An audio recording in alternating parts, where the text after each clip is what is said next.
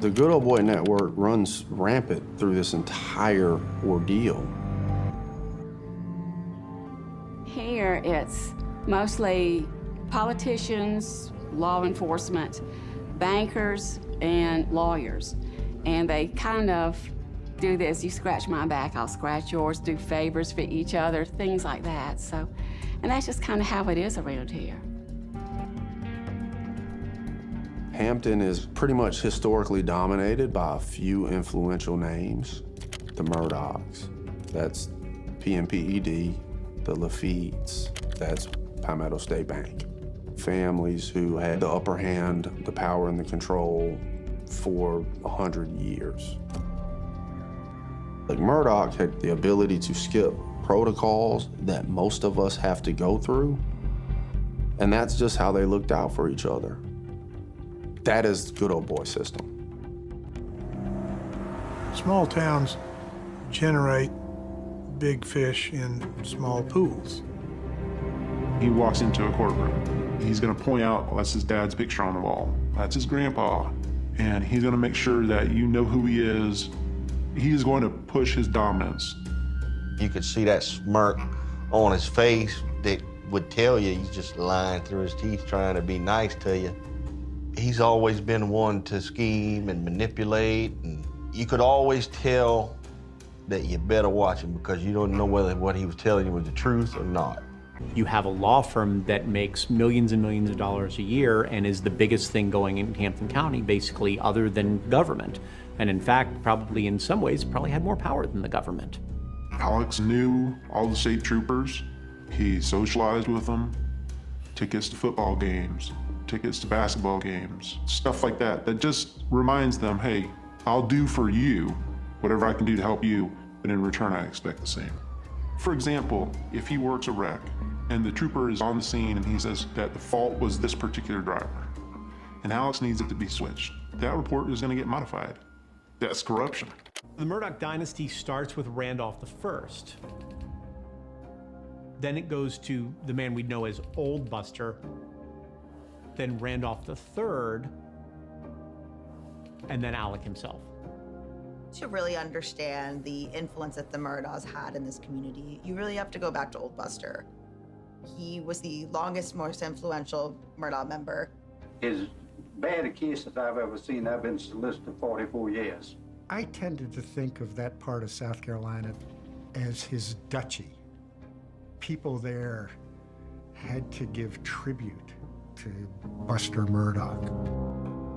If Buster Murdaugh liked you, he tried to help you every way he could. If Buster didn't like you, he'd try to hurt you any way he could. I knew Buster personally growing up, and the stories about Buster taking care of people, very real.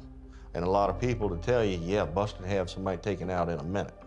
You didn't want to get on the Murdaugh's bad side. It would be beneficial to stay out of the Murdaugh's radar. The Murdaughs were like the mafia. You know, you just don't mess with them. We will be seeking the death penalty. The South Carolina Code provides it under certain circumstances that you can't. They're the ones who determine who gets prosecuted, who gets tried, is the death penalty sought. So not only do you have the power over the people, you got power over the system.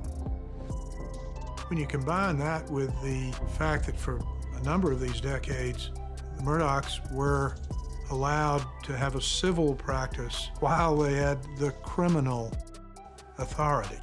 Peters, Murdaugh, Parker, Eltsroth, and Dietrich has been helping families in Hampton County and the South Carolina Lowcountry since 1910. If you or someone in your family has suffered a loss or has been personally injured, call us at Peters, Murdaugh, Parker, Eltsroth, and Dietrich, where our attorneys are devoted to serving your legal needs. The combination operated to their great financial advantage.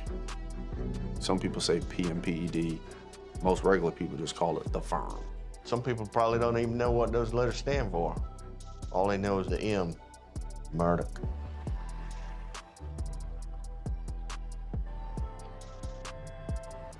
People in town would not let their kids hang out with Paul because of the reputation they all have. His mother, Maggie, she taught her children, do whatever you want to do, it's okay because of who you are. They raised them to know that they were above anyone else. The law did not pertain to them. It's a scary thought because you know they have that much power. Wasn't anything too good that I've ever heard about him that people would say. Because people were afraid of him because who his dad was. They would say Paul was very arrogant, entitled, always got his way. You could tell he was a rich kid. He had a temper and he liked to control everybody, and if you didn't do what he wanted, he had friends that would back him up to do his dirty work.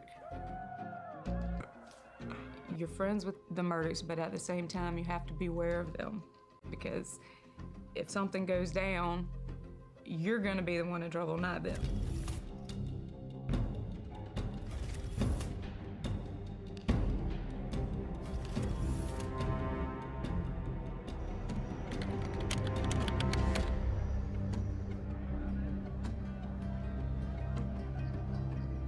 You said you noticed that Paul was getting kind of drunk. Too drunk to be driving the boat. Paul was drunk, and Paul was much worse when he had alcohol in him. Paul had an alter ego name for him of Timmy when he became intoxicated. They would know that Timmy is coming to surface because they would notice how his hands reacted. He gets drunk a lot, and it's just kind of like he just is a whole other person when he's drunk. The boat hits the piling, throws Anthony and Mallory into the water, and Mallory's nowhere to be found. You hear screaming from Mallory. This isn't just a little accident, this is really, really bad. What's your last name, buddy? Murdaugh. M-U-R-D-A-U-G-H. Okay, what's your first name? Paul. Have you been checked out? My name, bro? Yeah, I'm fine. Can I use your phone? Paul's first thought was, let me call my grandfather, Randolph Murdaugh, the former solicitor who knows all the law enforcement. Paul was thinking 2 steps ahead, which is, I'm gonna need help. And my grandfather's the best person to give it to me. A quote from his grandfather said he was drunker than Cooter Brown. They had to restrain Paul in the ambulance and ended up putting him in his own ambulance because he was Intoxicated that bad. Fighting him. He was fighting they couldn't gain control of him. Paul Murdaugh was laughing at points. He was joking with people. He was completely unfazed by the fact that his friend was missing. He was just so drunk at the hospital that he was hitting on the nurse who was trying to make sure that he was set up in his hospital bed.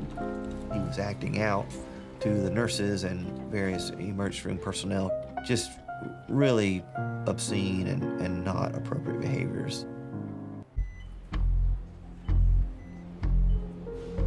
Alec Murdaugh and his father, the former solicitor Randolph Murdaugh, arrived at the emergency room, and they were trying to quarantine Paul off and prohibit him from being interviewed by law enforcement.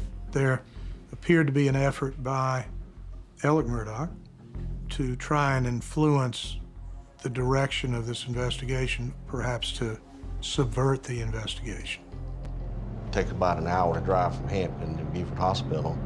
We're both crying. We started getting phone calls from Alex.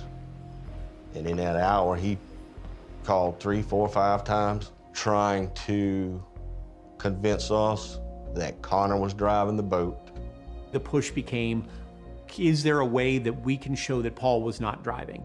What you have to do for a criminal case is establish reasonable doubt. So if you can create doubt that Paul was actually driving the boat at the time, then he's not going to get convicted. When we did arrive to the hospital, Alec was already there, Randolph was already there, trying to orchestrate everything. Alec was telling me how with his influence over the judges and juries and all this, how, don't worry, he was going to take care of Connor. Make more sense to me for him to be telling us how he is using his resource to find this missing child, but no, that wasn't on his mind at all. Somebody heard Randolph say, well, she's gone. Ain't no need to worry about her. Alec is walking around the hospital telling the passengers not to say anything to police. Nobody said, Alec came to my room to check on my condition to see if I was okay. They said Alec came to my room to tell me not to say who was driving the boat. Alec apparently talked to Connor, and Connor said he was trying to get me to say I was driving and take the blame for this instead of Paul. Meanwhile, first responders were focused on trying to save Mallory and not registering that we're going to need to make this into a crime scene now, not later. The Murdaughs said, we know what could happen next, and we need to protect ourselves. They circled the wagons better than law enforcement did. That night at the accident scene when they had taped it off, Mallory's parents wanted to go down to the water, and they wouldn't let anybody pass that tape. And Mr. Randolph and Maggie came up, and they lifted the tape and let them go right under. The boat itself was now recognized hours later to be a crime scene. There's been descriptions made of efforts to get the boat away from the scene of the crash. The local law enforcement officers there enlisted the help of a member of the Murdaugh family to bring the trailer to the scene. Strikes me as a bit odd that the Department of Natural Resources would not have trailers, since I would assume that agency has hundreds of boats. It's a little astonishing that a family member could get anywhere near the scene of the crime. We knew some of the law enforcement that were there, and we knew that they were close friends with the Murdaugh family. It's always been that way because if you were in law enforcement, you were close friends with the Murdaughs. DNR officials are still holding out hope that Mallory will be found safe. They have been searching for 3 full days, and that search area expands with every day, they say, making it much harder to find her. Hope, though, has begun to dwindle for her family and for rescuers out there. Every day we were pretty much the first ones there and the last to leave. One particular day, I was having an emotional moment and just wanted to be by myself for a minute. And so I got in the truck and I was watching the helicopter and praying and looking out at the water. And I heard somebody get in the back, turned around, and it was Maggie Murdaugh. My first thought was, she's getting in the truck with me to make everybody else see that. But then she started questioning me and my opinion about things. And one of the things she said was, what do you think will happen if they never find her? I mean, how can you even say that? Like, I can't think that way. My Lord, what, you know, I want her to be found alive, and I'm not entertaining this conversation. So she waited a few minutes and then she got out. And that was the last time I ever talked to her. I saw her a few times, like in the grocery store or whatever, but I made sure I went the other way because I didn't want to entertain any conversation. And so I just stayed away. 2 months ago, Hampton County teen Mallory Beach died from a boat crash. The young man accused of driving the boat when it crashed, Paul Murdaugh, was arraigned today. He was charged with felony boating under the influence that causes a death. So he was facing literally 55 years in prison. This relates to a boating under the influence, charged with the death of Mallory Beach. It was the moment after the judge said, yes, the charges were going to stand, that the bailiff came with handcuffs, and Paul's eyes lit up. They got big and they went, somebody's coming with handcuffs to handcuff me. Who do they think they are? And they stopped it. The lawyers were able to stop it. And it doesn't make any sense that you didn't get that he never spent a moment, not in a jail cell even, but getting booked. They took his mugshot in the hallway of the courthouse and he walked out that day. And I think that's rubbed a lot of people the wrong way. It appears that some evidence is missing. Paul's clothing, Paul's cell phone, items from the boat that should have been preserved. Some of the evidence has disappeared. Certain DNA evidence that we know was collected is now unaccounted for.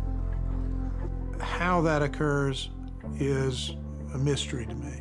A lot of the local people were like, we know there's nothing you can do.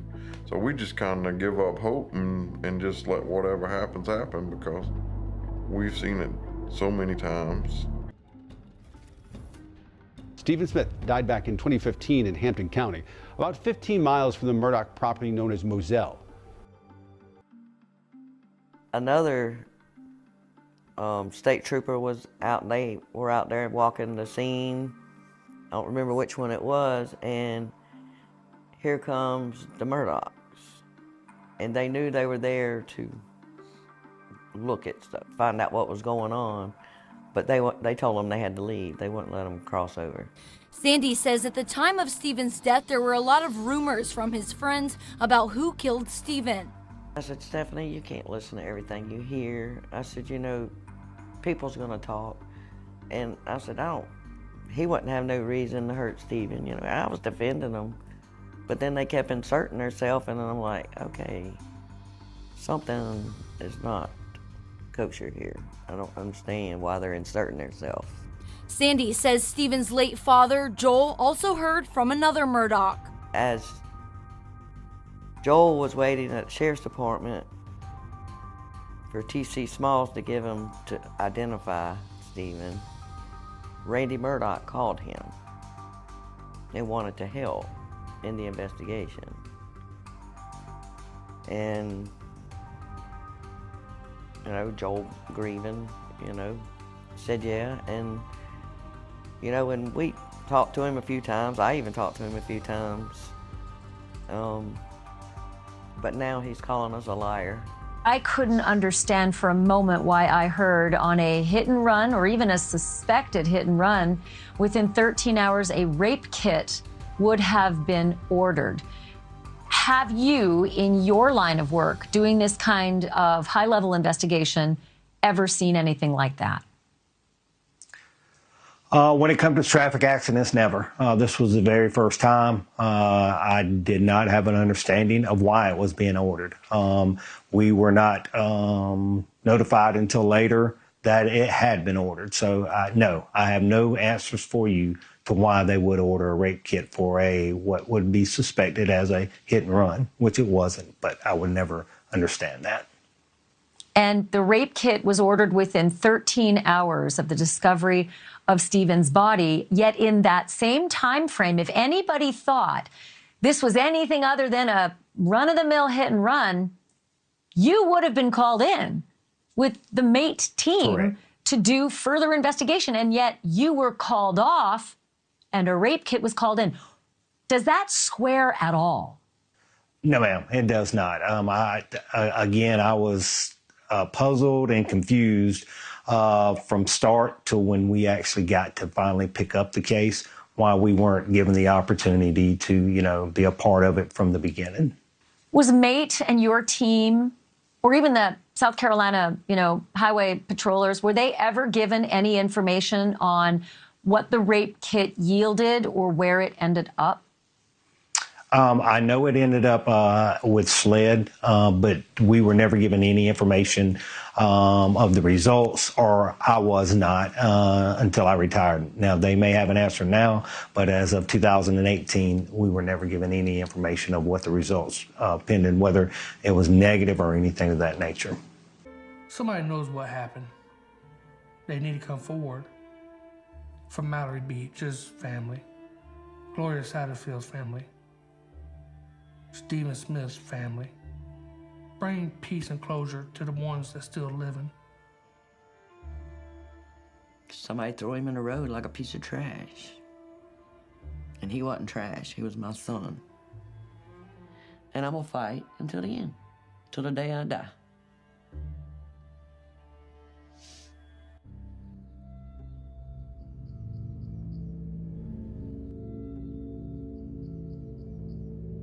A mystery in the Low Country. A mom and son found dead. The circumstances still unknown.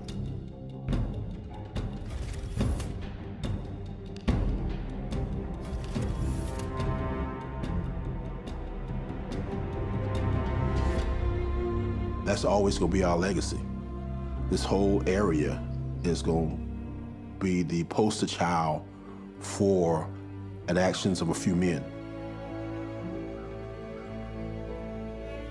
You go from being this high, got nothing to worry about, everything in the world that you want. You got the land, you got the money, you got the power, and then it just crumbled. What was once a bustling dynasty is literally reduced to rubble because of greed, ego, power tripping. Olympus has fallen.